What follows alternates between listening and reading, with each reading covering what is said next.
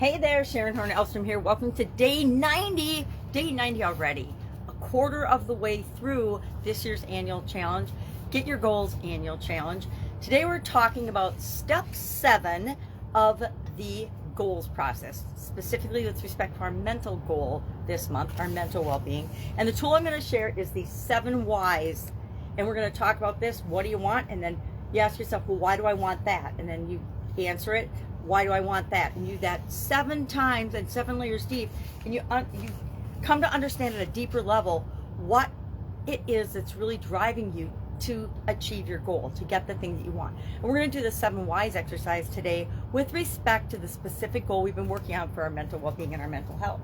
But first, let's talk about the 7th step of the goal process that we're using this year to really nail down and identify our goals in each of the different areas and aspects of our life and the life framework. So we've done emotional last month. This month we're doing mental. Next month we'll do spiritual, which is tomorrow already. We're in a brand new month and a brand new quarter of the year.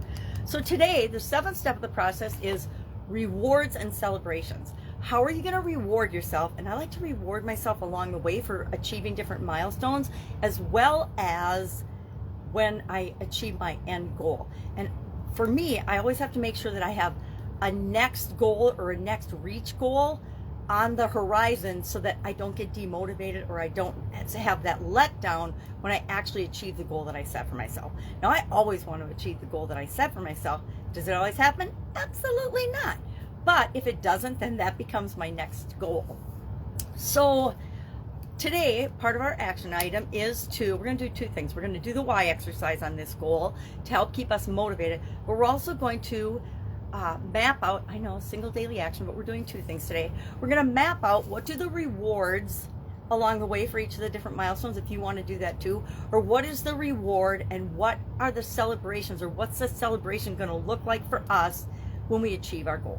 So for example, I am increasing my self-talk by at least 25% this year. I always say this or something better, so I want to increase it by 25%. That's my goal, but I always want to go a little bit better, a little bit further than my goal. That's my kind of internal continuous improvement clock. So if I'm looking at this goal and I'm saying, what are my 7 whys for this? And I just did this in the car yesterday when I was traveling, so I'm going to grab a magnifying glass and see if I can see what I wrote. And it's just the first thing that popped into my head. So it might not make sense for you. It might not even make sense for me as I'm analyzing it today and sharing it today. But it's a start in really digging down deep and finding out what my personal drivers are, what my personal motivators are, why I want to have this goal. Why do I want to have better self-talk? I just hung out with my family for 10 days, and some of my family and some other people, but I realized there's a pattern of self-talk that's kind of negative and self-deprecating that's gone through at least 3 or 4 generations, and I want to make sure that I kill that pattern and I quit that pattern so I don't spread it to my kids and especially my grandkids. So 7 whys. I put, use the 7 whys for mental being. And I actually do this little chart with all the whys ahead of time. I actually make myself a little form like this in my book or on a piece of paper when I'm doing it, because it reminds me to keep going. It also reminds me that I don't have to have a big, complicated, multiple thing answer for any one of the whys. Usually with the first why, I come up with a whole bunch of things, and then I need to remember, well, let's prioritize those. Why do I want this? Does this really lead to the next thing? So mine was, what do you want? To use mostly positive self-talk. I mean, is that specific? Not really. That's not a goal. It's just this is what I want. I want to be my own best cheerleader. I want to be my own best friend in my head. That voice in my head, I want it to be positive way more often than it's negative. And when it's negative, I want to stop and notice and say, why am I thinking that way? And is that serving me or not?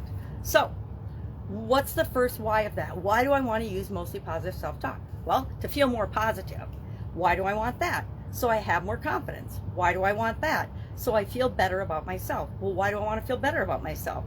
So I do more and get more out of my comfort zone. So I actually stretch and reach and do more of what I know I'm capable of. 5th why do I want that? So I set a positive example for those I love and care about. Why do I want that? So they see what's possible. And then finally 7, why do I want that? To positively contribute and make the world a better place, to be a positive example and a positive influence on others, myself and others, because I know the more positive I am, the more positive results I get. We get what we expect. All right, so that's it today. 7 whys on your mental well-being goal, and then how are you going to reward and celebrate yourself for achieving this goal.